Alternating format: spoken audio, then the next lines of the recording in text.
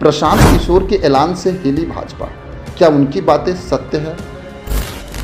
आदित्यनाथ योगी क्यों हराना चाहते थे मोदी को, खुल गया राज। मोहन भागवत पहले ही बोल चुके हैं कि मोदी के बाद योगी का ही नंबर आने वाला है।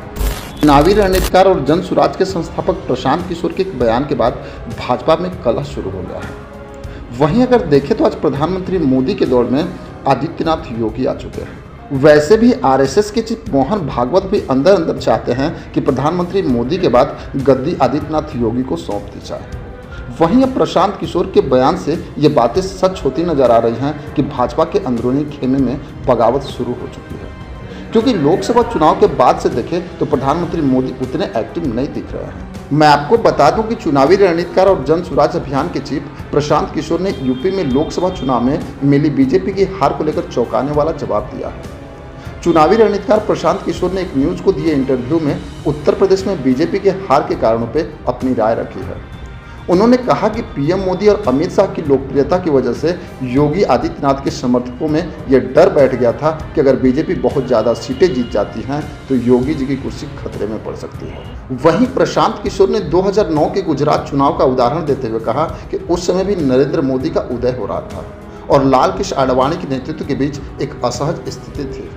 उन्होंने कहा कि मोदी के समर्थकों को लग रहा था कि अगर आडवाणी प्रधानमंत्री बन जाते हैं तो मोदी को आगे बढ़ाने में समय लग सकता है। वहीं प्रशांत किशोर ने कहा कि यूपी में भी कुछ ऐसा ही हुआ। उन्होंने कहा कि यह चर्चा गांव में खुल के हो रही थी कि अगर बीजेपी 400 सीटें जीत जाती है तो योगी आदित्यनाथ को हटाया जा सकता है। प्रशांत किशोर ने कहा कि लोकसभा चुनाव के दौरान अरविंद केजरीवाल ने उस समय एकदम सही और राजनीतिक बयान दिया था।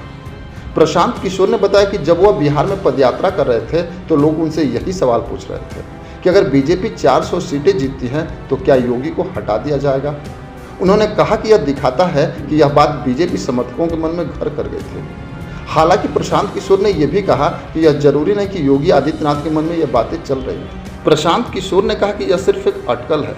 प्रशांत किशोर की इस बयान से यूपी की राजनीति में एक नया मोड़ आ गया है और आने वाले समय में बीजेपी के अंदरूनी खेमे में बगावत होने के आसार हैं। खैर, इसमें आपकी क्या राय है हमें कमेंट बॉक्स में जरूर लिखेंगे। बस आज के लिए इतना ही, फिर मिलेंगे। जय हिंद।